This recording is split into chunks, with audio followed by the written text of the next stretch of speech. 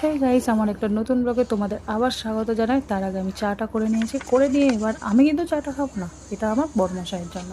এবার আমি কি খাবো সেটাই তোমাদের দেখো। আশা করি তোমরা বুঝতে পেরে যাচ্ছ যে আমি কি খাবো। হ্যাঁ, আজকে একটু চটপটা খেতে ইচ্ছা হলো, একটু টক টক টাইপের কিছু খেতে ইচ্ছা করছিলো, তাই আমি দোকান থেকে না কিনে নিয়ে বাড়িতে বানিয়ে ফেলেছিলাম সবটাই।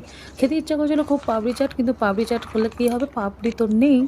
আর ঘরে ভেজানো ছিল ছোলা, তো বাকি ইনগ্রিডিয়েন্টসগুলো সব কিনে নিয়ে আমি বানিয়ে ফেলছিলাম। কিন্তু আজকে পাপড়ি চাটটা ঘরে একদম কিভাবে দেখো, দোকানের মতো কিন্তু সব কিছুই দেওয়া আছে, টমেটো, শসা, আলু, পেঁয়াজ, কলাই দেওয়া ছোলা, সব কিছুই আছে। তার সঙ্গে পাতিলেবুর রস এবং তার সঙ্গে কিছু ভাজা মশলা দিয়ে পুরো রেডি করে দেখো, তেঁতুলটাও দিয়েছে। কিন্তু সব আমার ঘরে রাখা থাকে, কারণ আমার এইরকম টুকটাক খুব খেতে ইচ্ছা করে।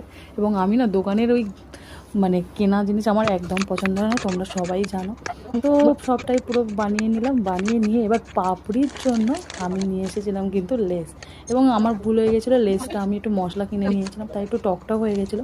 বাট এর পরের বার থেকে আমি যখন পাপড়ি চাট বানাবো না, একদম আমি নর্মালটা বানাবো। তো আমার খাবার রেডি আর দারুণ টেস্ট হয়েছিল। তো ওটা